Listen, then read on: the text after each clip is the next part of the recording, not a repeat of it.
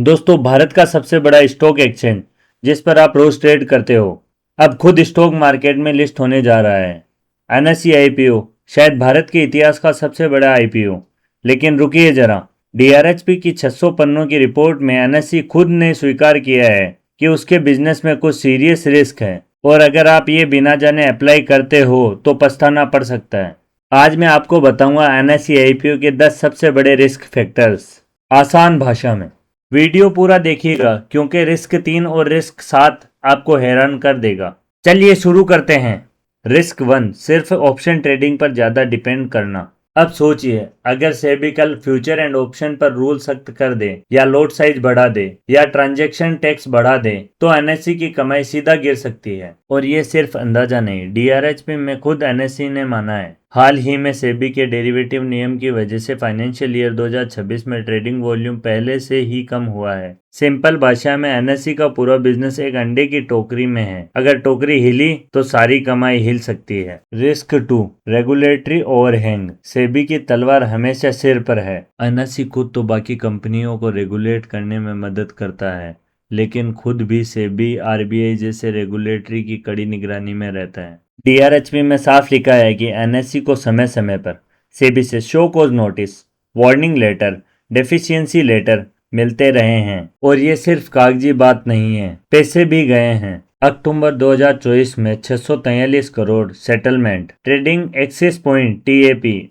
Architecture मामले में। जुलाई 2025 में 40.35 करोड़ का सेटलमेंट। यानी कंप्लायंस इशू सिर्फ थ्योरी नहीं, बल्कि कंपनी की जेब से भी पैसा निकाल चुके हैं। रिलोकेशन और डार्क फाइबर का पुराना भूत। ये वाला रिस्क थोड़ा पुराना है लेकिन बड़ा है। एनएसई के रीलोकेशन और डार्क फाइबर से जोड़े लीगल केस अभी भी पूरी तरह खत्म नहीं हुआ है। याद है ना, यही स्कीम था जिसकी वजह से एनएसई का आईपीओ पिछले 10 साल से अटका हुआ था। कुछ ब्रोकर को अनफेयर एडवांटेज मिलता था हाई फ्रीक्वेंसी ट्रेड में, और इन्वेस्टिंग चलती रही सालों तक। डीआरएचपी के मुताबिक इससे जुड़े लीगल प्रोसीडिंग अभी भी पेंडिंग है, जो आगे चल के रेपुटेशन और फाइनेंशियल इम्पैक्ट डाल सकता है। फाइनेंशियल ईयर 2026 में तो एनएसई ने इस मामले के लिए 1391 करोड़ अलग से रख रखे हैं। यानी कंपनी खुद मानती है कि आगे और खर्च आ सकता है। Risk 4, technology failure. जब पूरा एक्सचेंज 5 घंटे रुक गया था, फरवरी 2021 की वो घटना याद है,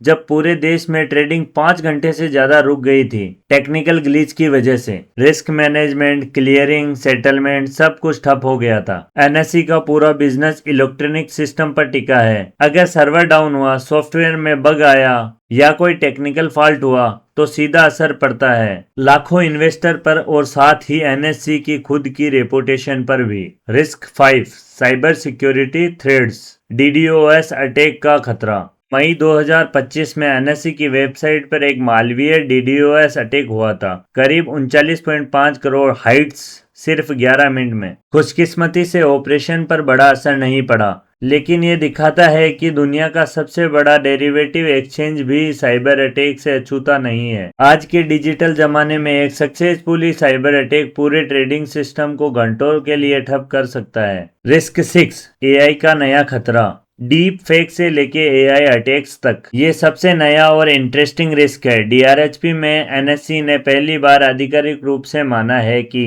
एआई पावर्ड साइबर अटैक का खतरा बढ़ रहा है। डीप फेक से इंप्रेशन, यानी कोई भी फेक वीडियो ऑडियो बनाकर फ्रॉड कर सकता है। थर्ड पार्टी एआई टूल से डाटा लीक का डर। एआई से लिखे गए कोड में छिपी हुई दुर्बलता, यानी टेक्नोलॉजी जितना आगे बढ़ रही है उतने ही नए खतरे पैदा हो रहे हैं। रिस्क 7, सिर्फ 10 बड़े ट्रेडिंग मेंबर पर निर्भरता। यह आंकड़ा चौंकाने वाला है। एनएसई के टॉप 10 ट्रेडिंग मेंबर मिलकर ऑपरेटिंग रेवेन्यू का 46.78% कंट्रीब्यूट करते हैं। मतलब अगर इनमें से 2 से 3 बड़े ब्रोकर का बिजनेस किसी वजह से रुक जाए, कम हो जाए, या फिर कहीं बिजनेस शिफ्ट हो जाए, तो एनएसई की कमाई पर सीधा बड़ा असर पड़ेगा। कॉन्सेंट्रेशन रिस्क का यह क्लासिफाइड एग्जाम्पल है। बहुत सारे अंडे बहुत कम टोकरियों में रखे हैं। रिस्क 8, कॉन्फ्लिक्ट ऑफ इंटरेस्ट, खुद के प्रतिद्वंदी पर ही लिस्ट होना, यह थोड़ा अजीब लगा। एनएससी का शेयर बीएसई पर लिस्ट करने वाला है जो उसके डायरेक्ट कॉम्पिटिटर है।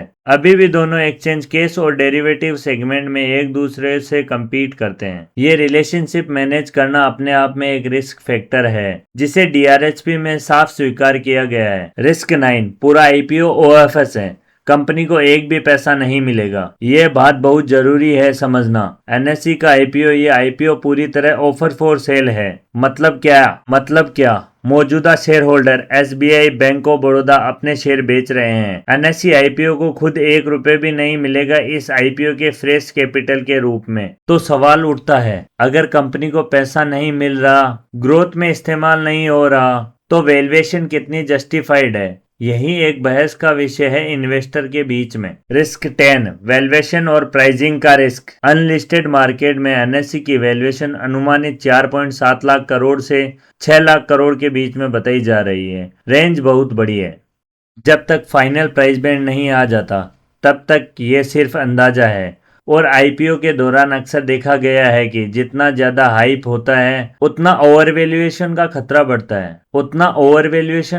बढ़ता है। बीएसई जैसे लिस्टेड पीयर से तुलना भी हो रही है और अगर एनएससी का प्राइस इस कंपैरिजन से ज्यादा महंगा लगा तो लिस्टिंग के बाद करेक्शन का रिस्क भी बना रहता है। तो दोस्तों, ये थे एनएससी आईपीओ के 10 सबसे बड़े रिस्क फैक्टर। रेगुलेटरी डिपेंडेंसी से लेके एआई साइबर थ्रेड्स तक और ओएफएस स्ट्रक्चर से लेके वैल्यूएशन रिस्क तक। इसका मतलब ये नहीं कि एनएससी एक खराब बिजनेस है, बल्कि ये दिखता है कि कितनी भी बड़ी और मजबूत कंपनी क्यों न हो, हर आईपीओ में रिस्क होता है। और एक समझदार इन्वेस्टर वही है जो हाइप में बहकर नहीं बल्कि पूरी जानकारी के साथ फैसला लेता है। मेरी सलाह, फाइनल आरएचपी का इंतजार करते हैं, प्राइस बैंड देखें और तब कोई डिसीजन ले। अगर वीडियो यूजफुल लगा हो तो लाइक करें, अपने दोस्तों के साथ शेयर करें जो आईपीओ में अप्लाई करने का सोच रहा है, और चैनल को सब्सक्राइब करना ना भूलिएगा ताकि जब एनएससी का फाइनल प्राइस बैंड आए तो सबसे पहले एनालाइज आप तक पहुंचे। मिलते हैं अगले वीडियो में, तब तक के लिए समझदारी से इन्वेस्टिंग करते रहिए।